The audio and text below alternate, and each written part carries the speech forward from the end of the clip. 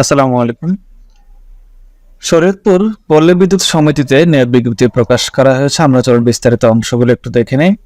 তার আগে সবার কাছে অনুরোধ থাকবে, যারা আমার নিয়মিত ভিডিওগুলো দেখেন তারা আমাদের ইউটিউব চ্যানেল রয়েছে চাকরি বাকরি, এটা লিখে সার্চ করলে চলে আসবে।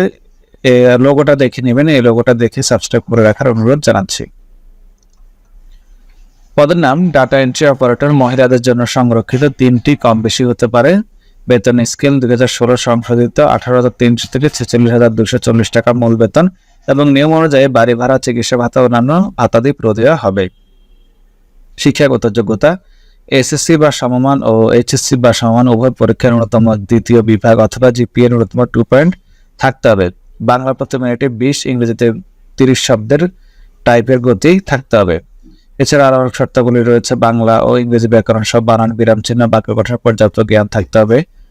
ওয়ার্ড প্রসেসিং, প্রিন্টিং এবং কম্পিউটারের মৌলিক বিষয়ে পর্যাপ্ত জ্ঞান থাকা প্রার্থীগণকে অগ্রাধিকার দেওয়া হবে। সঠিক নথি, পদ্ধতি, পত্র, যোগাযোগ, তথ্য ও ফাইল ডাটা সম্পর্কে সম্যক জ্ঞান থাকতে হবে।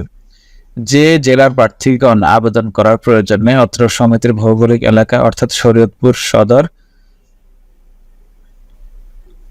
এরপরে চাঁদপুর জেলার সদর উপজেলা, এরপরে বরিশাল জেলা ছাড়া বাকি সকল জেলার প্রার্থী আবেদন করতে পারবেন।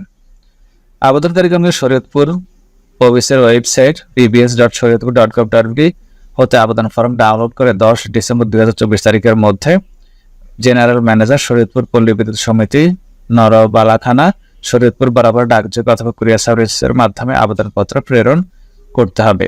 আবেদনপত্রের সাথে নিম্নোক্ত কাগজপত্রাদি সংযুক্ত করতে হবে: চেয়ারম্যান সার্টিফিকেট, চারিত্রিক সনদপত্র, 3 কপি পাসপোর্ট সাইজের ছবি, শিক্ষাগত যোগ্যতার সনদপত্রের সত্যায়িত ফটোকপি, জাতীয় পরিচয়পত্র, কম্পিউটার পরিচালনার অভিজ্ঞতা এবং 100 টাকার মূল্যমানের পে অর্ডার বা ব্যাংক ড্রাফট অথবা পোস্টাল অর্ডার সংযুক্ত করতে হবে। 13 নভেম্বর 2024 তারিখে প্রার্থীর বয়স 18 থেকে 30 বছরের মধ্যে হতে হবে। নিয়োগের ক্ষেত্রে সর্বশেষ সরকারি সার্কুলার অনুযায়ী কোটা অনুসরণ করা হবে। এছাড়াও আরো কিছু শর্তাবলী রয়েছে। খামের উপর অবশ্যই বড় আকারে পদের নাম ও নিজ জেলা নাম উল্লেখ করতে হবে। যারা আবেদন করতে আগ্রহী তারা পুরো সার্কেলটা ভালো করে একটু পড়ে নেবেন। এটা হচ্ছে আবেদনের ফর্মের অংশ।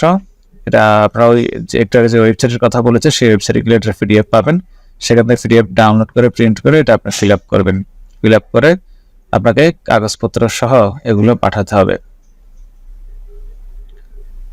আজকের মতো পর্যন্তই। ধন্যবাদ সবাইকে।